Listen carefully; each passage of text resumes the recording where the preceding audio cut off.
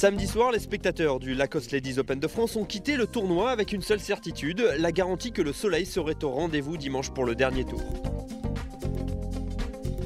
Côté compétition, le mystère est toujours entier puisque 10 joueuses se tiennent en 4 coups, parmi elles 2 françaises, dont la jeune et surprenante amateur Perrine Delacour. La Picarde a rendu la meilleure carte du jour ex aequo avec Lucia André et Diana Luna. Un 67 synonyme de 7ème place pour la joueuse de 17 ans, pensionnaire du Pole Girls.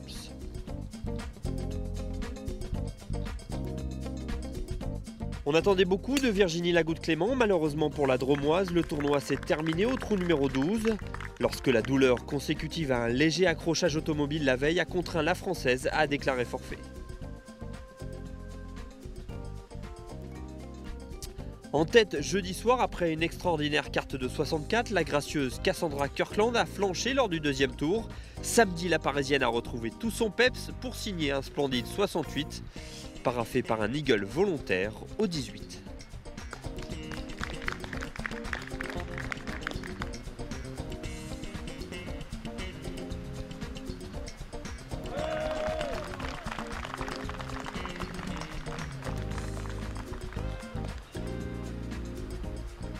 Oui, c'est vrai que je pense à la victoire. Je suis plus heureuse que mon moins 8 au premier jour en fait, parce que c'était tellement loin de la dernière journée, mais c'est vrai que maintenant ça se rapproche et j'espère avoir une bonne journée demain. Demain, je vais faire comme les 3 premières journées, je vais essayer de rester relâchée et de jouer mon jeu et en espérant que les potes vont tomber. Kirkland occupe seule la 4e place du classement à 2 coups du duo tête. Leader vendredi soir, l'Autrichienne Mitchell qui rêve d'égaler sa compatriote Nicole Gargoli, vainqueur à Arras en 2009, ne s'est pas désunie et ramène un solide 69.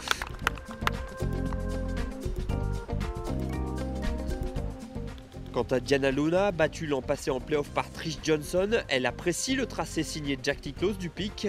Au prix d'un dernier birdie plein de hargne au 18, l'Italienne a démontré qu'elle était comme chez elle en France.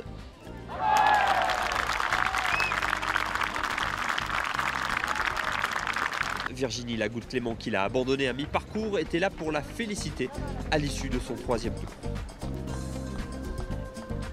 La protégée de Roger Damiano qui s'entraîne à Cannes-Mougins s'élancera en dernière partie et compte bien elle aussi bénéficier du soutien des spectateurs. Ben oui, j'espère que le public va me soutenir.